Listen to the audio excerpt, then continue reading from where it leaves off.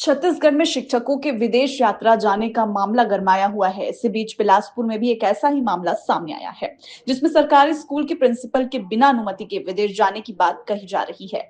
मामले में शिक्षा विभाग की भूमिका भी संदेह के दायरे में है। हालांकि डीओ ने अब मामले में संज्ञान लेते हुए जांच के निर्देश दिए हैं। दरअसल मामला बिलासपुर के सरकंडा स्थित पंडित राम दुलारे स्वामी आत्मानंद स्कूल का है, जहां की प्रिंसिपल निशा तिवारी बीते 26 दिसंबर से अवकाश पर हैं। उन्होंने पहले 10 जनवरी फिर उसे बढ़ाकर 15 जनवरी तक अवकाश ले लिया। कहा जा रहा है कि इस बीच प्रिंसिपल सामान्य अवकाश लेकर विदेश चली गई। सोशल मीडिया में प्रिंसिपल के द्वारा किए गए पोस्ट में ही इस बात की जानकारी मिली है। हालांकि डीओ कार्यालय में उन्होंने ऑनलाइन आवेदन में वैवाहिक के कारण छुट्टी लेने की बात कही है। विदेश यात्रा के लिए विधिवत अनुमति उन्होंने शिक्षा विभाग से नहीं ली।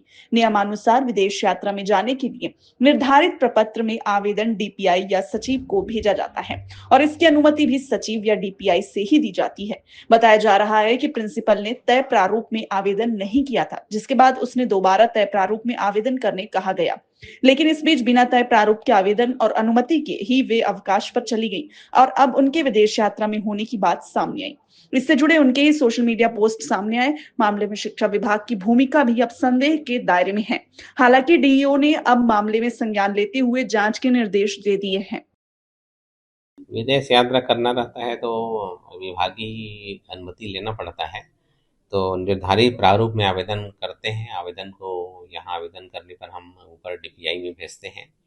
तो रायपुर संचालक महोदय के द्वारा उसको स्वीकृत करके भेजते हैं। तब उनको अनुमति मिलने के पश्चात ही उनको विदेश यात्रा करना होता है।